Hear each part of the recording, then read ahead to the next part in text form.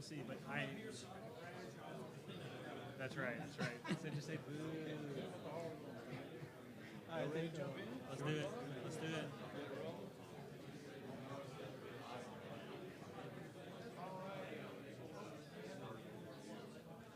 Welcome, everybody.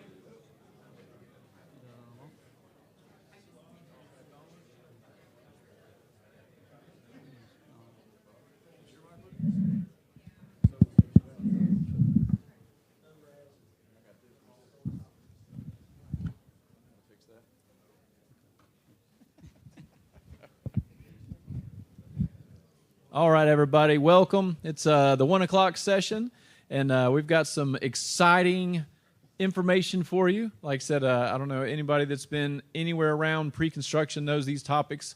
They've recently set out some information, but this is CAD Manual, OpenX 2024, and the Unified Workspace. And we've got Vaseem and Everett speaking here, and I'm going to turn it over to them. But I'm glad y'all are here. Good afternoon. I think this is probably one of those worst presentations right after lunch, so I'll try to keep you all awake for the next hour. So this one here, particular one, is mainly for CAD Manual and Unified Workspace, and we'll touch a little bit on the OpenX 2024. Kind of goes with the Workspace, and so I'm going to talk more on the Workspace, and then Everett will go into the CAD Manual and then the Workspace policies. So before I go deep dive into this, or at least surface dive, so this is one of those things where I kind of make sure myself, like I don't go too deep on it. Just a show of hands, how many here primary job is to maintain their workspace in their firms or at DOT? All right, cool. Okay, few. All right, good. All right, that just kind of makes me level my deep dives here.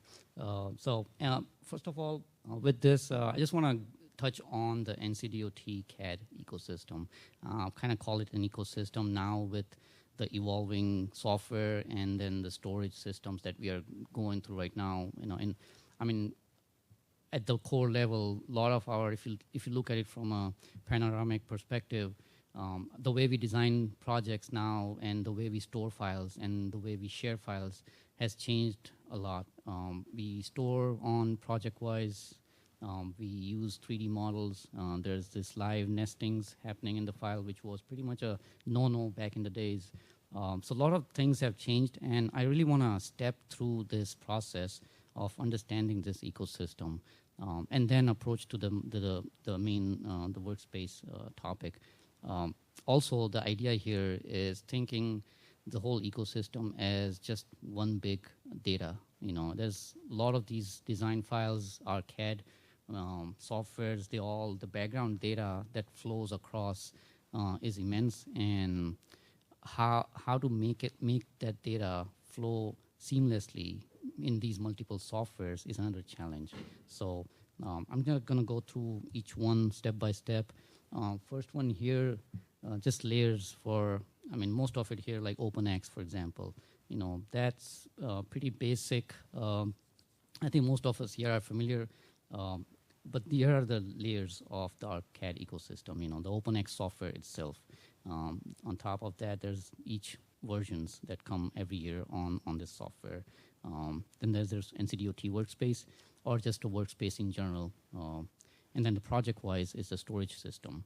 And so the last one is the one I want to approach at the end of this, is how all of this plays into our project design. That's one thing we forget. We got a project to design with this. So that's another hurdle to make all of these softwares in the storage system work together. OpenX at the core level, it's basically we call it OpenX in our industry, but I think Bentley calls it an Open Series or Open Series Open Suite softwares. There's a bunch of them: Open Civil, Open Site, Open Drainage. For us, Open Roads, Open Rail, and Open Structures are the main core softwares that we use in our design projects. The difference basically in these softwares versus the old Geopack, Amex, or Inroads software, legacy software, was this 3D component of this. And also the idea that this ORD, OBD softwares are sort of sitting on the foundation. The foundation is the microstation. That microstation hasn't changed. That's still a 2D software. But we forget that, with this 3D modeling and these 3D softwares, the core is still MicroStation 2D CAD file. But again, this OpenX series is a lot more intelligent, has a lot more background data that comes with it. And so I kind of look at all of this in just one term as data. Along with OpenX, so OpenX comes in different versions. So we have, here's the whole lineup of different versions that have been released since 2018 and up. You'll see the frequency isn't the same at every year. It's not a yearly release. It wasn't a yearly release early on. Slowly, the Bentley themselves are looking at DOTs and looking at how our projects and our workspaces all align, and so they're changing their frequency as well. So you can see from 2021 onwards, it's more of a yearly cycle on the workspace updates. So that helps most of the DOTs look at this and gauge how we want to upgrade our projects and move forward with it. So each version comes with newer features. I kind of look at it from these versions versus the software. I look at it almost from as if you had your Microsoft Office or Office 2010 being the old version, and then you're using this document, Office 2010 document that you want to open up in this Office Microsoft 365, right? So things new, you still can use it. It's just you won't be able to use the newer features because the document's older. And so that's the main difference between these versions is there's new features coming in, and so then there's also with these new features, there's this compatibility that comes with it with other softwares. So how does that compatibility work with older versions with these newer softwares that it all ties into? The next one is the Workspace. So Workspace, I kind of see this as, if you look at it from the example I gave you about the Word Microsoft Office, right? The Word document. The Word document itself is the default. But if you look at it from your marketing department, each company has its own branding of the document. And so that branding comes with certain colors, certain fonts, certain styles. And so the Workspace, basically at the core level, is your branding. Each company, each agency has its own branding called Workspace. Bentley by default provides their own Workspace. It's similar to you opening a Word document, a blank Word document default settings. Each DOT then has their own branding, right? So NCDOT has their own NCDOT Workspace. It's branded according to our standards, our font style, our line styles, our symbology, things we add to our cell libraries for our drainage or any geotech, cells and all that stuff. So that's how I see Workspace. It's nothing more than it's just branding of that CAD software. So that's at the core level. This is something I wanted to kind of look at it and see that it's a different. The Workspace itself and the software are two different things. So you can have a newer version of OpenX and still use the same Workspace with it. That's not the case so far. That's how we've been dealing with workspaces. That's the next slide here. What I want to show is that example. So I kind of think these projects. In fact, I was talking with Jason Moore. I think he's probably here somewhere. Back in a couple of years ago, and we were picturing our system as a conveyor belt. OpenX versions, according to Bentley, so each version is released every year. So we get new versions every year, right? Those versions are supported for 3 years. So each version has a 3-year life cycle, and then they're retired. Similar to like Windows XP or old Windows, that you can still use it.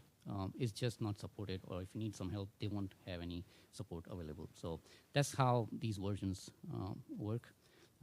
Now, our typical bridge projects or typical low impact bridge projects life cycle and design life cycle is about 4 years, 4 or 5 years. So if any simple standard bridge project. So if you take that timeline versus the versions, a single typical bridge project have to jump through about four versions in its design life. And so for folks like us that are dealing with all these different upgrades, one, I want to minimize disruptions on projects. And also, all these new versions come with new features, obviously, but there's also sometimes those old features don't work or they break.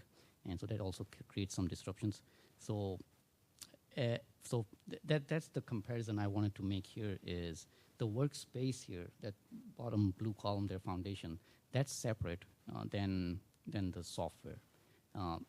Historically, NCDOT, what we've been doing is upgrading our workspace for every version. And so, for example, if we had a 10.12 version out, we would upgrade our NCDOT workspace to have that 10 and can only be used with 10.12. So then we ended up with these different workspaces for each version. Think of it almost similar to that example I gave you with the Word document, where your marketing department is saying, with every Microsoft Word Office suite that comes out, you're going to have a separate template for each one.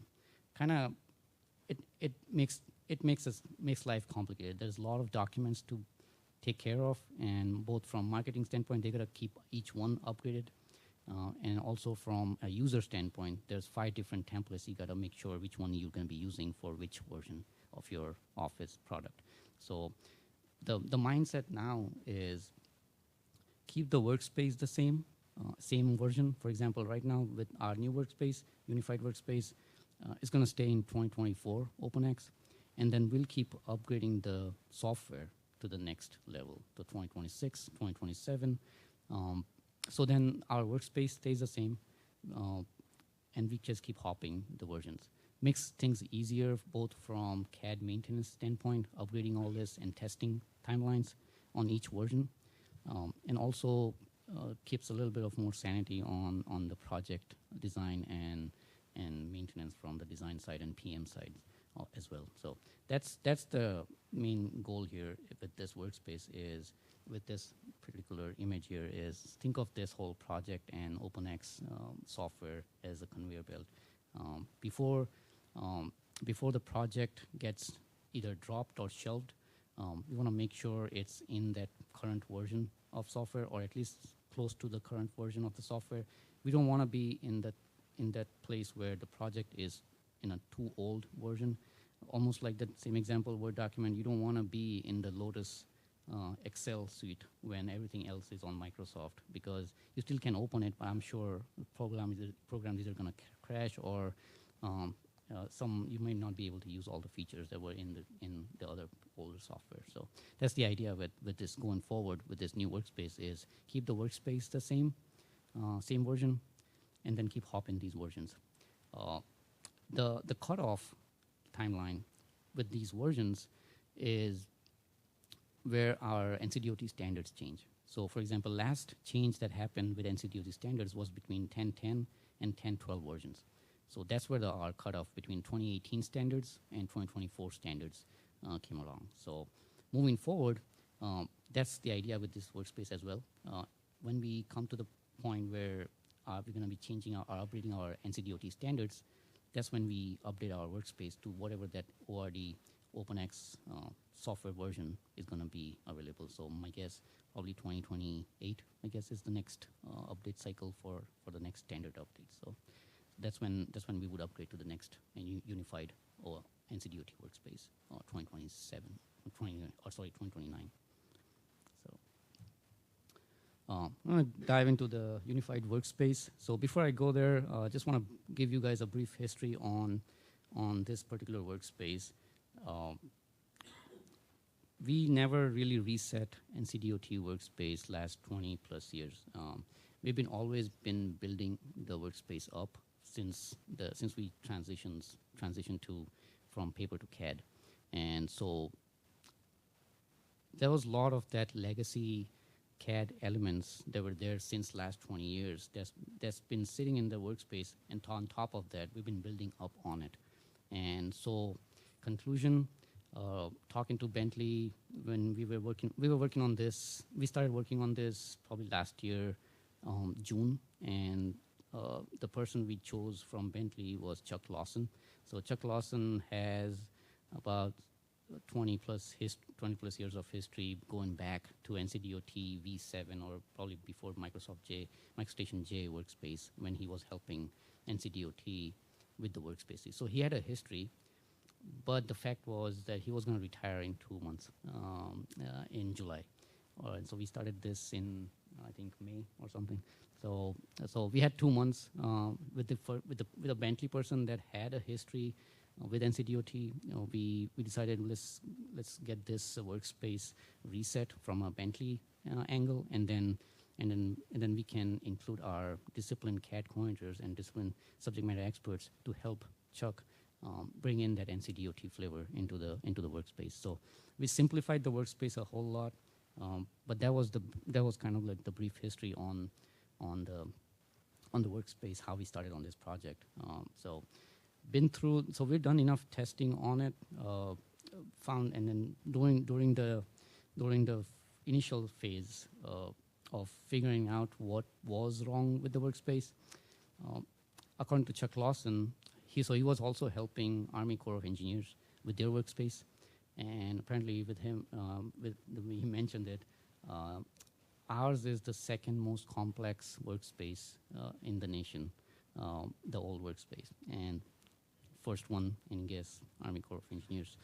There's the first most complex workspace. So Chuck Lawson was helping both of these workspaces, kind of minimize and simplify the workspace. All in all, we had a lot of duplications. We had about 16 different text styles, 48 custom line styles, 22 dimension styles. Even the configurations, a little complex. We have I think there was about 36 different config files in the workspace. So everything was siloed, discipline specific structuring, folder structuring. That siloed structuring doesn't help with this digital delivery workflow. It's more collaborative workflow with the 3D models and the background data that goes across each discipline. That silo setup has always been a hindrance. And I say this with all these duplications and all. Like I said, it's been a build-up from last 20 years, right? So there was a valid reason we had these files in and a bunch of copies of them at some point. Was needed, and then we were evolving from MicroStation J to a V7 to a V8, and then a MicroStation Connect, and then the OpenX series. So between that 2D design to a 3D design, this was the whole evolution of these files. And so a lot of these files were there's also a lot of that legacy clutter in there. A lot of testing files from old testing pen tables where the file naming conventions were kind of overlapping. There was common file names. One of the examples we set out last year, trying to define in the CAD manual the pen tables from the old workspace. And my team was like, let's pick the low-hanging fruit, and pen table seems like a pretty easy task to just quickly define pen tables for the industry and put them on a table, and they'll help the industry.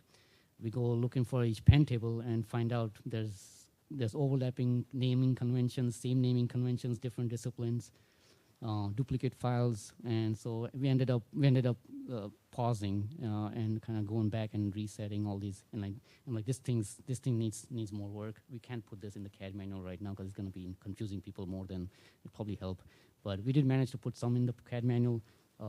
But that's the core idea here is a lot of duplications, a lot of naming convention issues, and so. So the next workspace idea was to sort of unify a lot of these items into simple categories. Think of it as almost we just organized our folder structure in this workspace. The old folder structure was just a disorganized, kind of organized chaos, but still there was a lot of unorganized folders and subfolders and files, and so it was hard to find things. Whenever my team approaches Bentley or Jeff's team approaches Bentley, there's always a question, Is it the workspace issue or is it a software issue? And just because of the complications in the workspace, it was hard to figure that out. And so with the newer version, workspace, a lot of things have been simplified, organized. Nothing has changed nothing really has been taken out from the old workspace. We basically reorganized it better. But then that also came with a lot of links, background links that might have broken with the reorganizing, right? So we fixed those links, the background workings in the workspace. We did simplify the text styles, so there's one centralized file for text. The idea here, the philosophy here with the workspace is, or actually our project plan production is, keep the workspace and the CAD more flexible, but make the manuals and the sample plan sets standardized.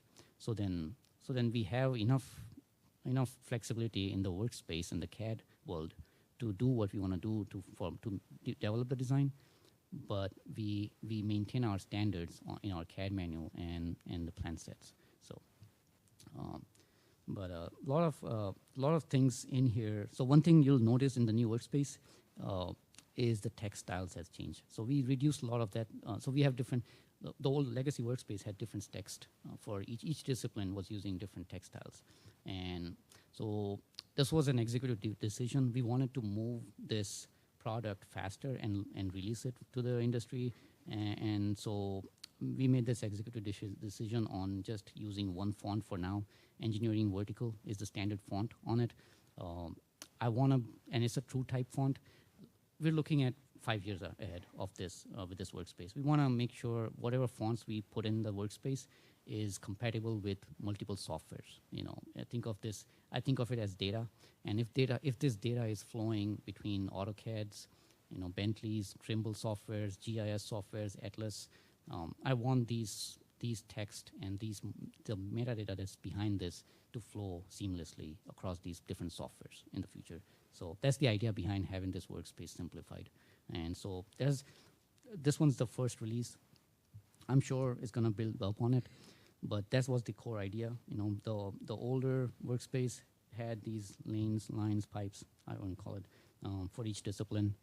And now it's almost similar to a conference room. You walk in, you start networking, and you start communicating as soon as you enter the room. So that's the main difference between the workspace, the newer workspace, the unified workspace, and then the legacy workspace. One thing to keep in mind here with this workspace is we did have a work set folder or a place in the workspace to bring in legacy items, like old workspace items. Let's say the cell library, probably for the new workspace. If you want to use the old cell library, or if you want to use the old items, you still have that room in this new workspace to make that happen. The idea behind that was to keep the existing projects rolling without any hiccups, and then this year, iteratively, we'll start including whatever. For example, one of the issues we came across was structures cell library. It's huge. With unifying the text to one font, it breaks their cell libraries. And instead of working on it for a few months and then releasing the workspace, we decided we'll include that cell library in the workspace for now as a temporary hold, and then this coming months or years, this year, fix that cell library, include it in the new workspace, and then we can take it out from a temporary location. So, location of the workspace, it's on our CAD services website. The last line there, NCDOT Unified Workspace. So it's going to be housed there. You can download that for the zip file. But if you're working on ProjectWise, there's no download. It just works with your project. You just got to send an email to the ProjectWise admin to upgrade the project. I'm going to go over the upgrade process later on. What's next? So as I said, this whole year, there's going to be a lot of this upgrade happening in the workspace. Two types of upgrades happen. One's necessary upgrades. They're more for a project. For example, the one I showed when I mentioned the cell library for structures. That is something that's needed for a project. It's not an enhancement. the other update is a more of an enhancement for digital delivery. So we're kind of keeping it that forward thinking with digital delivery in this workspace. Some of these enhancements are, for example, the item type integration for pay items. There's this whole automated reporting that happens for projects that we can slowly get out of our Excel files on quantities and start using these pay item automated reports and start reviewing those in the future. So then it's easier, a lot less manual work on quantities. So that's the idea with this new workspace, is slowly develop this, aligning it with digital delivery and the 3D model workflow. All right, so next, Everett's gonna go through the workspace and the version policy. Awesome, thanks Asim. All right, so we're gonna talk about kind of how does this apply to your projects. We want to first start by echoing existing NCDOT policy when it comes to managed and unmanaged workspaces. So those terms may not be familiar to all of y'all, but when we're talking about a managed workspace, we're talking about working inside of NCDOT's ProjectWise. Like Vaseem was saying, it is currently linked with ORD 2024 and the Unified Workspace. This managed workspace in ProjectWise by DOT is centrally managed by CADD services, and it's got those configuration where it's managed by these different teams at NCDOT. The plan will be that as there are discipline updates, this is historically true, and as we move forward, those will automatically be pushed out to the projects that are configured to line up with the Unified Workspace and OpenX 2024.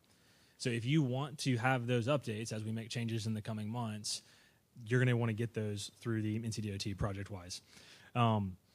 Consultants are permitted to use NCDOT's ProjectWise to do active design work. There's no requirement that you don't, and there's not a requirement that you do.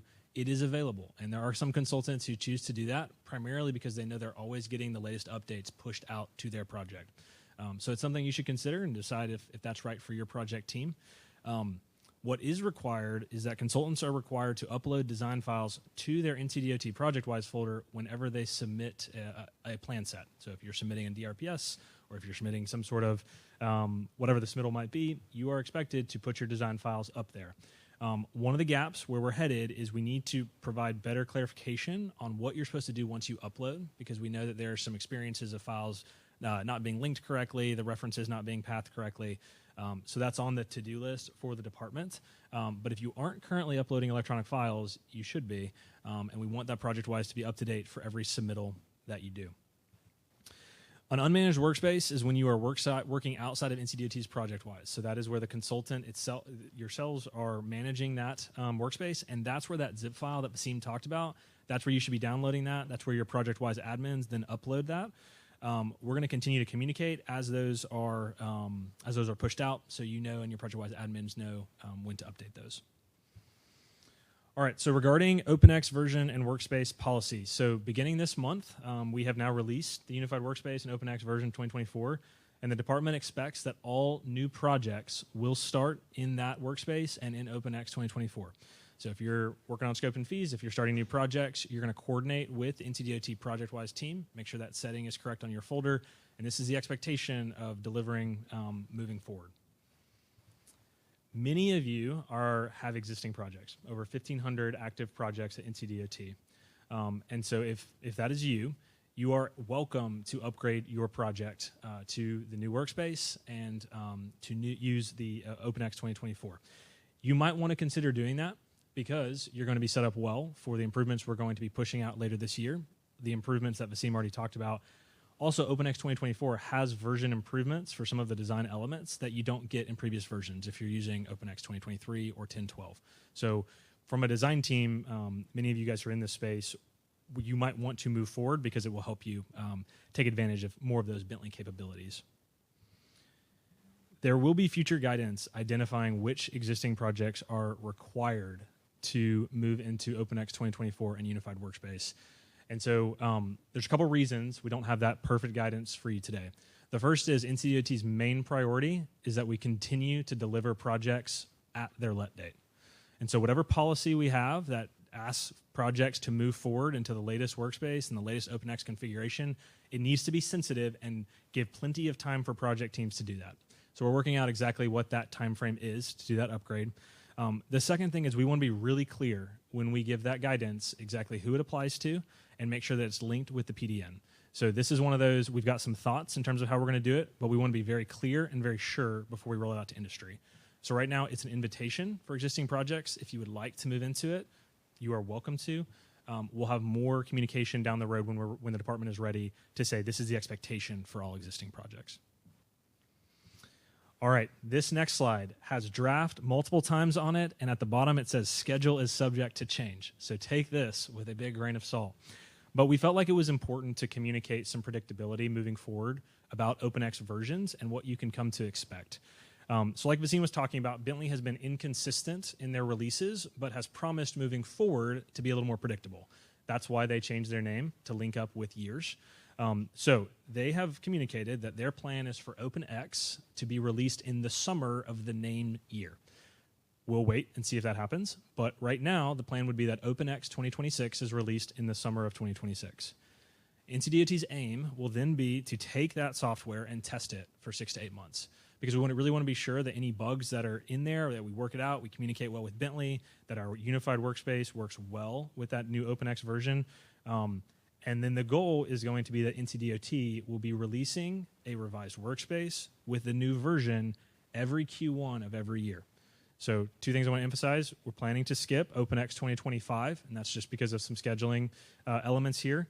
And then this is something we should start to expect as industry, is that in the spring of every year, there's going to be a new workspace that has new elements to it and a new approved OpenX version. And so I talked about this a little bit earlier of we as an industry are going to need to get more comfortable with the idea that we're going to be stepping projects through upgrades throughout the lifespan of a project. Now this is where, and Jennifer, if you were in our previous presentation, did a good job of trying to define the difference between conversion and upgrade. So our words really matter here. Conversion is the process that some of y'all have probably undergone where the project was started in MicroStation and then was converted into some ORD OpenX format, whether that was 1010, 1012, 2023. And for most of y'all who had to go through that, it's very laborious. There's not a lot of way to kind of replicate data. It takes a lot of work to get the OpenX product set up. Conversions are very hard.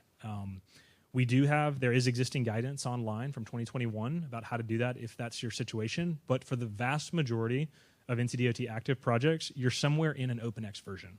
You're either in 1010, 1012, 2023. What we found as we tested this out is that specifically for 1012 and 2023, upgrading your files into 2024 takes a matter of days and like small amount of days. So this should be a very straightforward process. And moving forward, this is not something that should be breaking entire models. This is what we've been doing, is testing this out to make sure this works. Vaseem's going to get into a couple kind of handy tricks, things that will help you. But as you're starting to think about your files, as an industry, we need to keep thinking, we're going to be upgrading multiple times from project initiation in stage 1 or stage 2 all the way until stage 4. And we want to provide really good guidance about when you're expected to do that. A couple documents just for your awareness. These are all on the CAD Innovation Team website. I mentioned the V8i to SS2 conversion guide. So that's from 2021, but that is linked there. You can find that rather easily. But the new, we sent out several documents last week. There's a new one called Project Upgrade Procedures. And this document is specifically for those who say, I've got an existing project and I would like to upgrade. How should I go about doing that? So we are actually going to walk through that a little bit today, but everything that we're going to talk about in terms of how to do it, you can find in that document that is also on the CAD Innovation Team website. The last thing I want to do before I hand it over back to Vaseem is some common misconceptions. Just a couple things we want to address to make sure the room is kind of all squared away on this. Upgrading the software on ProjectWise upgrades my files automatically. That's not true. There are kind of 2 main steps here. One is getting your ProjectWise folder configured correctly to have the right settings, make sure it's pointing to the right area. And then you need to go into your files independently and upgrade them one by one. So we're going to talk about the approach to that, but just want to make sure people hear this. It's a 2-step process. There's an overall setting, and then there's an individual file-by-file process. This second one, please don't use this SS2 conversion guide to move ORD upgrades. You will get very confused, and things will not go well. They are 2 very different processes, so just make sure you know what you're doing in terms of upgrading or converting. And then lastly, one discipline can do this without involving the team. That's not correct.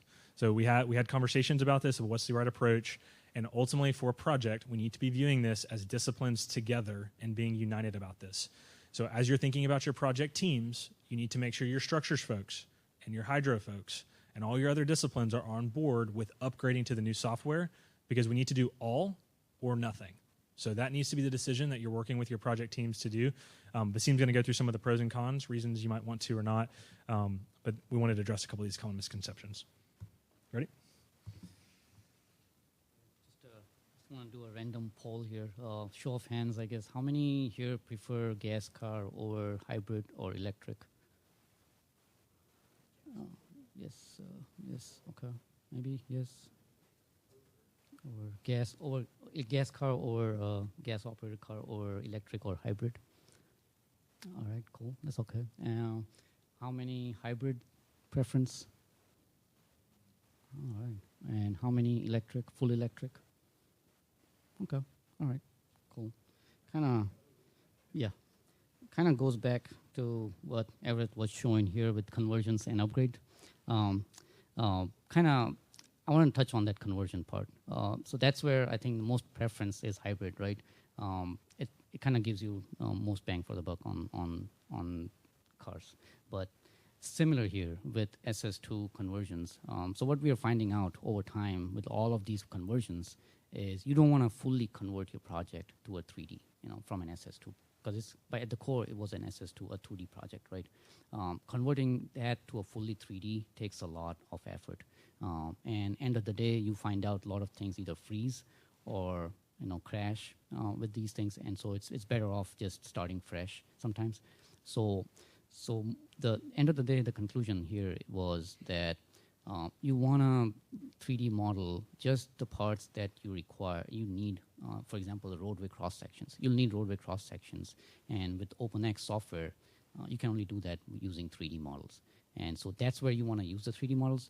But the rest of the stuff, for example, payment markings, any other discipline-specific items on the plans, just use the 2D part of the software and just draft that part into the project and still use that OpenX. So it's sort of a hybrid approach, but that basically works the best in this process. That was conversion.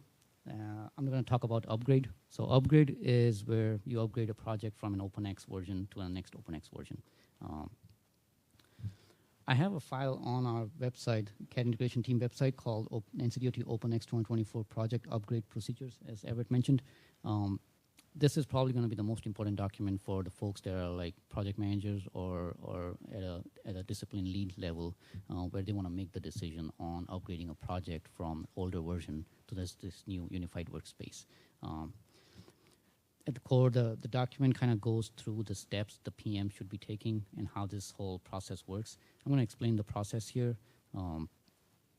Basically, when you're day one, when you want to consider a project for an upgrade to this unified workspace,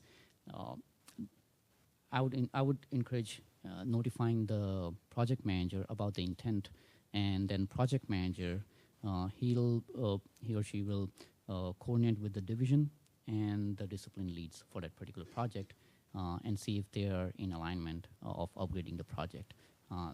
Now, this is where it gets a little confusing sometimes. If this division may not be fully aware of what goes into this upgrade process, or discipline leads might have questions.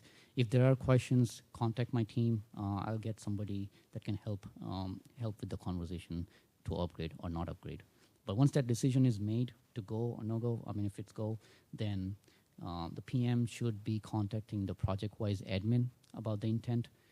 The document provides information on what kind of information should be provided to the project-wise admin. Basically, it's two options. One is the intent to upgrade, and the other one is number 5, option A or option B. Option A is basically saying we're going to use everything that's included in the unified workspace and not use any legacy or old workspace elements in this upgrade, in this project. Option B is where you have the CAD team have to turn on that switch for that project to be able to use the older legacy cell libraries or older legacy workspace items in this project. again, if you missed that option A and want to go back to option B, that's okay. Just send an email back to ProjectWise admin. We changed our mind. We want to go back to option B. Fine. This is just there just so we have a notification sent to the CAD services team that understands or knows that they got to turn on this switch for this particular project to be able to use that legacy option. And then the other one here, the last number 6 here is basically we don't when you upgrade that project on ProjectWise, it doesn't get batched upgraded. It's not all files that get upgraded all of a sudden. It's as you use the files, they get upgraded. So think of it almost back to that Word document. As you're using the Word documents or your documents from an older Microsoft Office to this Microsoft 365, it gives you this option. Do you want to upgrade to Office 365, right? So same steps here. It'll give you a window. Do you want to upgrade? And yes, and it'll upgrade to the next 124. So roles with this upgrade process, like I said, PM is the main lead that leads this decision. The PM will consult with the division lead and the division itself on this alignment. The divisions and the discipline leads should evaluate the projects, see what their timelines, milestones, complexity, and then confirm the readiness or just stay in the old workspace. It's okay. We still have that option, so feel free. How you all feel about the project. The only thing I'd say is you don't want to sit in an older version for too long. It's just that conveyor belt example. Lotus 1998 Lotus software won't load in the Excel file. Now there are some limitations on the software and support. So the more you wait, the worse it gets, sort of with the softwares. So you want to be in the middle. So try seeing. My recommendation: look at each milestones and see how much flex you have. So then you have enough fluff time to upgrade the project and still be able to not delay your projects. So ProjectWise support team, they'll just basically what they do is on ProjectWise they'll just reassociate a project from 10.12, for example, OpenX 2012 version to a OpenX 2024 using our new workspace. So that's all they do. And then the update process is pretty much every project team, as they're using the files get upgraded. So if the files aren't touched, they'll stay in the same version. It's okay. It won't break. You can still reference older versions in the project. And once the file's open, it'll get upgraded. So the idea behind not having that mass upgrade is that we don't want to corrupt any civil data that's behind, and we don't know. And then it's also like auditing and trying to find out what broke. So if you're doing it in a step-by-step process, it's easy to go back and see if this particular file was the one that corrupted or break the civil data behind. Option A, option B for the workspace. Like I said, option A is just using the new unified workspace elements with the upgraded project. Or option B, you can just have the CAD services or CAD person in DOT turn on that switch if you're working inside ProjectWise. If you're working outside, that's your option. I have the steps in the document on how to do that option B, how to turn on that switch, so then any CAD person that's in your firm can do this outside of ProjectWise. So. One last thing about the upgrade process is the final survey file. So with the fonts changing, the line style centralization, your final survey file will have scaling issues. The survey file doesn't change. The survey itself doesn't change. It's the text scaling and the line style scaling that'll change. So the idea behind this process in document is send an email to location survey, and the point person is Hunter Catton. He's the location survey CAD coordinator, and also CC the location survey for that or the survey person for that particular project. So he's in the know as well. And instead of users going in the file and tweaking the file, the idea is location survey will basically just upgrade the file and send you a copy of that upgraded final survey file. But I have the steps in there what the location survey will be doing to upgrade that file. So in case you all want to do it outside of ProjectWise, you can, but I'd really advise not to mess around with the survey file. I would rather have you all straight send it to the location survey to fix this. That steps, I provided those steps just for the urgent need or something where there's a project, but please notify location survey of that change. So then we don't want to mess with the final survey file on a user level. So that's only one part there where you'll need some coordination with location survey to get you a upgraded final survey file. As mentioned before, so after you're done with the upgrade process, the designers shouldn't, there's not going to be a batch upgrade. So it's as you use upgrade process. So the practical recommendation in the document is upgrade all your civil files, like any 3D model files, any corridor model files, drainage 3D model files. Just because it has a lot of that civil data in there, I'd rather you upgrade those first, and then the rest of the design work that can resume in your regular, as you open the file, it'll get upgraded. So with that, I want to dive into some project-wise topic.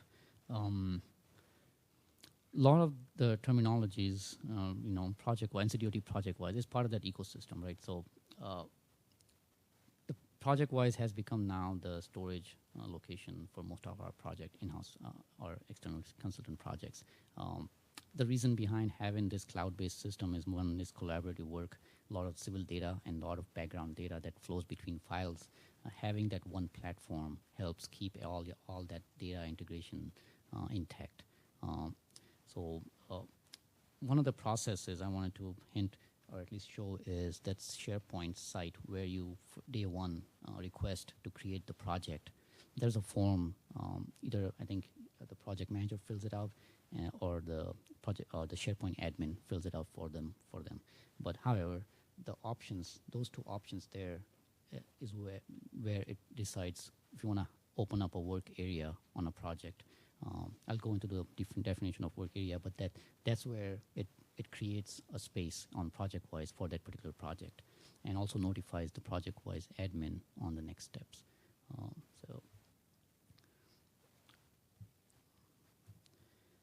Work area I mentioned.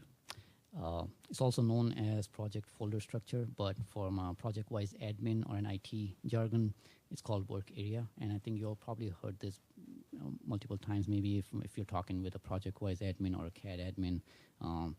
That work area is where the project-wise admin goes in and sets up all the requested permissions and stuff for the firms or the discipline leads on each folder structure, or also, and that's where it also gets reassociated with the appropriate version on the project. So whenever you hear this project area mentioned, or work area mentioned, it's a project folder structure, basically what's the admin's talking about, and it's just kind of aligning that particular project with the right permissions and right versions on project-wise. All right, next, I think Everett's going to go through the CAD manual and go through all the chapters and what it involves. All right, thanks, Wasim. So the CAD manual is another new item, new document entirely. The CAD manual kind of emerged from some different guidelines and standards that had been kind of put together, and it certainly is kind of an evolution of, historically, most of the CAD standards have been discipline-specific, so housed in the RDM or in structures guidance or hydraulics. And so what we're trying to do is, just like the unified workspace is now a representation of all units, we're trying to have a manual that also represents kind of the CAD standards across the board. So there are several different elements that are currently in it, and there are a lot more that are coming down the pipeline. So this is a document I would encourage you to start getting familiar with, and also know that there are going to be many changes coming, many additions, really. So first and foremost, the CAD manual it's meant to be the authoritative standards document.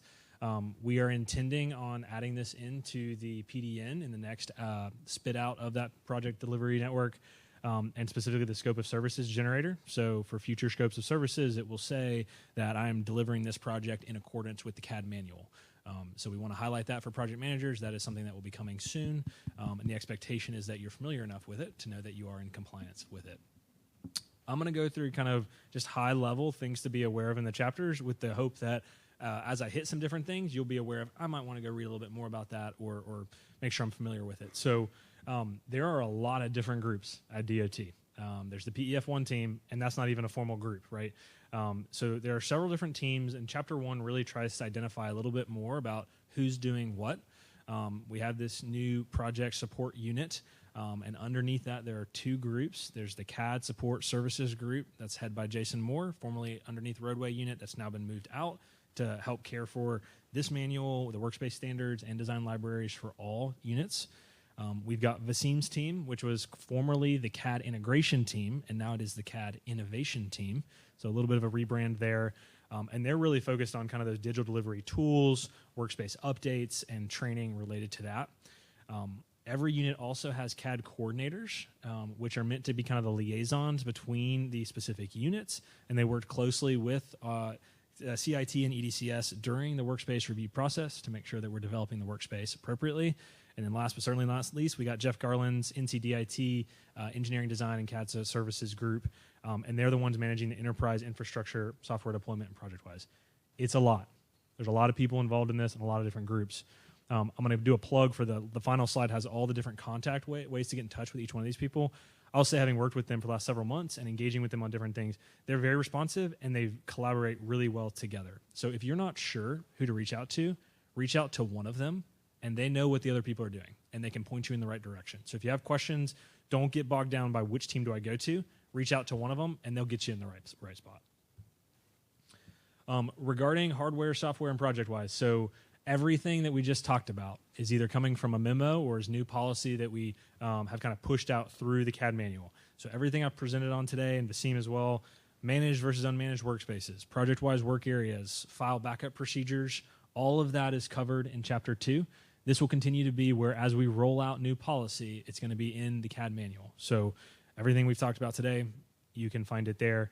The biggest policy that I've already kind of mentioned is we want to give good clarity about which existing projects need to move forward in the workspace, and we hope to have more information on that later this year.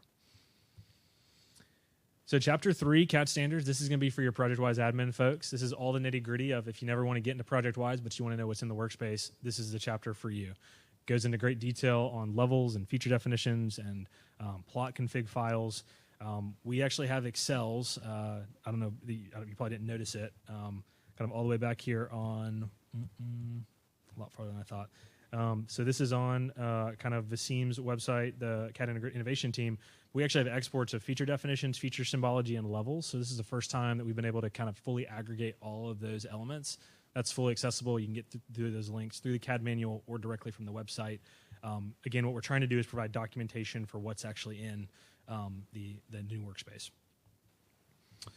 In terms of what is going to be added in the future, when and how to apply item types for payout and quantities during the design process, this is an active thing we're working on with the units. And so as soon as we get that library built out and can give some good instruction on how to apply that and how that ties into reports, we'll put that in there. Comprehensive file naming conventions across all disciplines. I mentioned this morning, but it's just worth kind of repeating. We have decided in terms of PDF deliverables, or NCDOT has decided in the past, that we need to have some consistency, right? This is historically true. So there are rules about when you submit roadway plans or when you submit structure plans, what the expectation is. As we move more into an electronic delivery process, when you're going to be submitting plans and electronic files, it is going to be important that we have some consistency between what folks are naming. That's to build consistency, predictability, so that individual folks aren't kind of doing their own thing and we don't know where files live. This is all about having repeatable data. So moving forward, that's what we're trying to work through with the units, is trying to get some agreement across the board of what these files should be named, and then share that with industry, and then push that out of, hey, this is kind of what files should be named. Similar vein, but text sizes, fonts, annotation rules, and dimension styles. There's lots of different ways to do it right now. The goal here for the department is not to over-regulate everything, but it is to make sure that, again, we're being consistent across the board. This will certainly help with reviews, right? If we say this is what's expected from a font standpoint, this will help us make sure our deliverables are consistent. Chapter 4 is meant to get more into the modeling space, and specifically, this is where I kind of want to just hit on differences between design units and what the CAD manual is meant to do. We're trying to talk about high-level modeling from a cross-discipline perspective. So this morning I talked about level of development, which is all about design intent. We talked about CREFs, and then it also talks a little bit about digital delivery principles. If you want to know how to model something for your roadway design plans, you still go to the roadway resources, their modeling videos or their modules. If you want to know how to do structures design in OBD, there's a new OBD 2024 manual that's either dropped this last couple weeks or will be coming out this month. Hydro also has great resources. Many of the units have videos and specific training resources for when you're doing their plans, and we're not replacing those. Those are still what you should be following. What this is meant to do is then kind of provide a high-level framework of how all that fits together and focuses on the delivery and handoff of those electronic files. So many things we're going to be tackling: model review workflows, CREF packages, and kind of when and how to use clash detection. All that is on the horizon. The last couple chapters are admittedly a little light on content, specifically CAD production. What we really tried to do is just kind of name what's currently out there in terms of the workspace. How do you print? What are the name boundary approach? What are some general best practices to the sheet index? This is one where we think we have a lot of growth to do and can provide a lot more guidance. There are some units that have done great jobs saying what they expect when they produce plans. We want to add on to that and expand that so it's very clear for signing and pavement marking plans, for your erosion control plans. How are we all having that linked together from a project standpoint? So more to come on CAD production. And then the last thing is CAD delivery. So this is all about guidance when it comes to, okay, you just said I'm supposed to upload my files. Where am I supposed to upload my files? How am I supposed to do that? When do I do that? Is it SharePoint? Is it project-wise? That's what Chapter 6 is going to ultimately be about, which is guidance of, okay, I'm going to do something. I'm going to upload. What are my PDF naming conventions? Where are my file types? Where do all those things go? So we don't want to put something out there that doesn't have NCDOT buy-in, and that's really why we're working through that right now. So we'll continue in 2026, try to get unified and alignment on that for the department, and then we'll push that out and start talking about how we can roll that out onto our projects. A lot of documents thrown your way. There was lots of emails thrown out, either ACEC, NC Lug, so hopefully you have all those links. The websites are all linked back and forth to one another, and again, just can't emphasize enough. If you need something, these teams are very responsive. That's what they're here to do. So please reach out to them. You see lots of emails here and different ways you can get involved. So with that, we have reached the end of our presentation. And so we have about 15 minutes left. So what questions do folks have?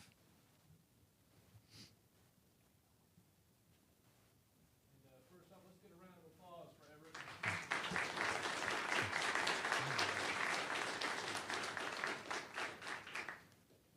There you go. Quick question right there. Sure. Yeah, so since I don't know anything about most of this stuff, is this thing on? Yeah, okay. It's So the main thing I kind of picked up there on that I think about a lot is the FS file. So if we're getting, and I know we don't want to mess around with that, we want to make sure we keep that, the integrity of the FS file. What is the turnaround time to request and get a change to the FS file, upgrade and get it back? So, I mean, I think that's important to know for working on your schedule for your project as you're moving forward. So, Yeah, that upgrade process should be quick. I mean, we don't expect. I mean, so I've talked with Location Survey about this. Made sure we were in. We had the buy-in from them on the expectation, and also we don't expect any. I'm sure nobody's really kind of just waiting on getting on this unified workspace tomorrow. So it's gonna be a sort of an iterative process on this. And so, it's going to be a quick turnaround from Location Survey. It's an automated process, like I said, like I showed on the slide there. I think it's just a two-step process. Yeah, it just runs a script. It's a quick run script, make a copy, upgrade, and then send it off to. I mean, if it's on project-wise, it'll probably be same day or something. So, yeah, no, I don't. We want to go a 6-month cycle there. But that's yeah. One thing I wanted to mention before that next question, we do have that NCDOT CAD glossary of terms up there. We kind of missed showing that earlier on. I think when Everett mentioned CREF, that reminded me of these terms. We throw in a lot of these, 4 or 5 letters in digital delivery, and so this will help with all the terms and stuff that gets thrown around OpenX and versions and CREFs and models and whatever. So it's up there. So any other questions?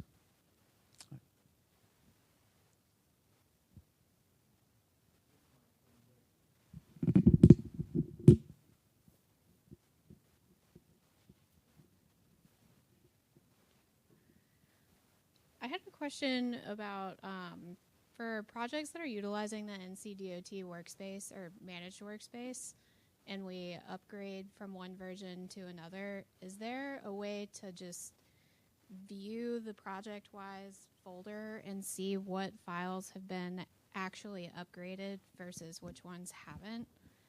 And then I have a second part to that. And is it going to give you a pop-up that says, like if you're upgrading from 10.12 to 2023, is it going to give you a pop-up that says you're going to open this in a new version, and as soon as you open it, it's going to upgrade? Yeah. So the first question, so the icons. So one of the projects, I think it's side gigs with the project-wise admin, was to create these icons of each version. So if you go on back on project-wise and look at these icons, you'll see a little version name pop up underneath that little Bentley icon. It'll probably say 2023 on it. But if it's an older project or doesn't have that feature on it, the easiest way to find out is to look at the project-wise. There's this first folder on the folder structure that has this project-wise. I forgot the last term that's on the folder, but that'll show that what is linked, which version is linked with this particular project. So as soon as you double click on a file, it'll give you a pop-up saying, "Do you want to upgrade this?" If you don't hit no, it's fine. It'll stay in that as a read. It'll open up as a read-only file instead of the read-write access on that file. Did I answer that, or still questions? So I guess the top folder, the like underscore project-wise folder, Yeah. that one tells you what version the program, The what project version is it in. So should like, open yeah. in. So for example, if the project got started in 1012, it'll have a little text file in that folder, and it'll say 1012 on it. It has a big line on it saying project with OpenX 2012 or 2023 or whatever. So this way you know this project is a 2023 project or a 1012 project. So all the subsequent files will all be linked to that workspace, that particular version of the project inside project-wise. So double-clicking a file, for example, let's say you were working on roadway design file. You double-click that file. If that file was, let's say the project was upgraded to 2024, right? And that older files were all 1012. So you double-click on a file, a 1012 file opens up. It'll give you a little box saying, "Do you want to upgrade this to the next version?" Yes, no. If you hit no, it'll just open up as a read-only, just to protect the same version. But if you had yes, it'll upgrade to the next, whatever the next version, the project-wise project is rerouted to. So. Thank you.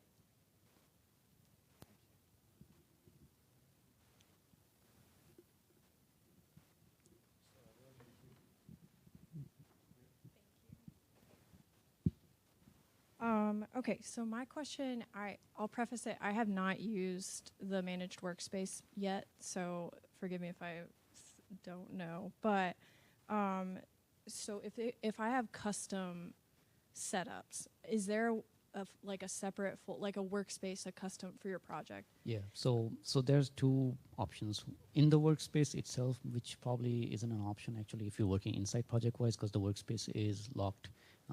But in the project folder structure, there is a work set folder, and that work set folder, if you have the newest template, ORD template, it has subfolders in it that replicate the workspace subfolders, like standards, DGN libs, and all that. So, and that has the read-write access, full read-write access for the users, so they can put in whatever, logos or anything can go in there. That was the idea, kind of have that open space in the project itself. But then I have in that option B also in the workspace. So in case you all want to use the option B for the workspace itself, the CADD services can turn on that switch and include a lot of that old stuff in there too. So if I have a custom cell library, I can upload it into there. Into the work set folder. Into the work set folder. Yeah. And I just have to specify option B. Yes. When it's when you upgrade it. Yes. Yeah. And the only thing I would say is just make sure whatever custom things you're putting in there, is can be replicated by somebody inside DOT when you're ready to submit that milestone package with them, because we don't want to have custom toolbars or something in that workset folder that kind of hinders somebody opening this inside DOT or something. Okay. So Thank you.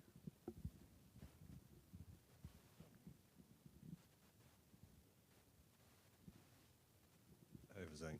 Is there a future vision for Project Wise to completely control everything and we eliminate SharePoint?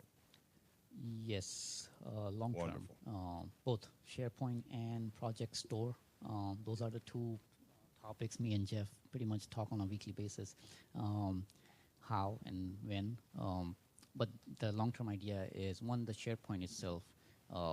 Right now, DIT is going through a lot of those kind of decisions on cloud storage. And so idea is at some point there will be a cloud system in place with this SharePoint. The other piece about the project store, for example, a lot of divisions, in-house PFs, use that project store, or just in-house pretty much, use project store, the legacy storage system we had before. We plan on slowly kind of stopping using of that project store and then keeping everything on cloud, ProjectWise or SharePoint, one or the other. It just helps with the collaborative workflow with the CAD and 3D and everything. Kind of, like I said, can think of it as the data. We just don't want to have that data sitting in one server, local server. I'd rather have it on some sort of a cloud space where it can be incorporated into other softwares later on down the chain. Thank you. Anybody else? Yeah. Go over here. I have two questions. The first is, since we're in a unified workspace, how do working units between different disciplines work? Like structures folks use different units than roadway does. So is that handled by seed files? Yeah. So the way structures and rail. Good question. So there's three big kind of subsections on the workspace. Two subsections. One's OBD section. We treat Open Bridge Designer and Open Rail Designer as literally a separate software. Even though it's an OpenX suite, Bentley calls it as Open Bridge and Open Rail. The software behaves and acts a lot different than Open Roads. And so just because of that, there's a separate space for Open Bridge. So anything structures has a separate section in the workspace. And so, for example, yours, there'll be if structure-specific items will be in the structures section of that. But the rest of the stuff, it's more. I think I skipped on that part where a lot of our role-based things, where when you open the screen of Open Roads, when the first screen pops up in Open Roads, right, you have the roles option. When you install this new workspace, that role option is not there anymore. So basically, the idea is you enter the design file, and then you use level filters or design filters. There are filters for each category. A feature definition, they'll have a filter in it. So then you can filter out based on what role you're working on at that specific instance. So if you're working on roadway, you could just filter. You could just click on roadway, and then everything else will get filtered out for just roadway. So that's the idea, is a filter-based system in the Open Roads with this new workspace. Okay, sorry, maybe my question wasn't clear. I meant more so like inches versus decimal feet kind of things. Yeah, that's set up in the workspace itself. And so, like for example, if you're opening an Open Bridge, so that is set up for that particular discipline. Okay. So yeah, I think that's where the CAD services folks kind of went through this or different disciplines, and so kind of came up with this common place where we can use this filter to filter out these units and stuff. But once you open up the Open Bridge, it'll open up as the way the Open Bridge folks require that units in that sense. Okay. So. And then there may not be an answer to this yet, but as part of the pilot projects, have you guys been preparing like example plans using the new work set? Because I know they'll look different than previous. So that's the idea next this year. I want to revise that OpenX plan set. We have one on our website, CAD integration website, has for each milestone. What I want to do is go back, revisit that plan set with standards and contract and each discipline, and sheet by sheet, standardize everything. I mean, we used to have, I mean, if you go back 10 years, 20 years, we used to have these guidelines set for pretty much at a label level where, you know, begin project, end project, this font, this style, this size, this weight. I want to go too, you know, lock down everything, but I want to standardize a lot of that. And so that's going to take a lot of effort to coordinate with each discipline and standards and contract and see how we want to standardize all our projects based on milestones. So that's one project right now. I'm about to start right after this works. I was waiting for the workspace to finish up so then I can start with this folder. That and other one is the folder naming conventions and file naming conventions. Standardize those, add them to the CAD manual. So then between that CAD manual and OpenX plan set, they'll help a lot of the comments and questions people have about, you know, setting up the project plan production, you know, how, what, where. So hopefully they'll help in coming months or so. Thank you. We've got time maybe for one more. Is there someone over here that had a question? If not, that's fine. Yeah, grab this and then we'll wrap up and get folks off to the next one. I remember when they went from MicroStation J to V8i, that was truly a different file type. When you say a version upgrade, that's not a different file type though, right? Is it just an association with the current version? Yeah, just the branding. I mean, Yeah. it's pretty much, I mean, the versions, it doesn't, I mean, think of it as opening your Word document from 2010 to a 2025 Microsoft 65 or Microsoft 365. You know, you'll see some differences. You know, the 2010 might have had a font that Microsoft discontinued using it. So it'll probably use some default font that pops up on your Word document, and all of a sudden you see things a little bit different.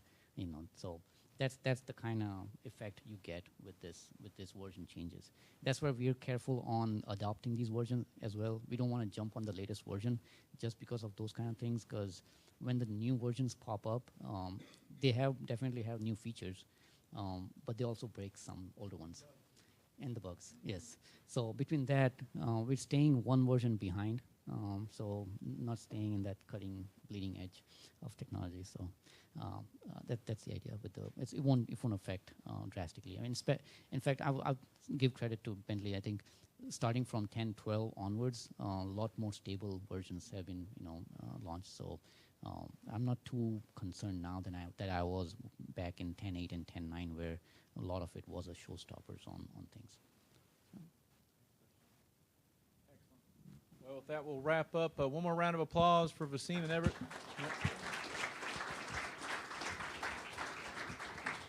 I think the next sessions are 2:30, so thank you, everybody.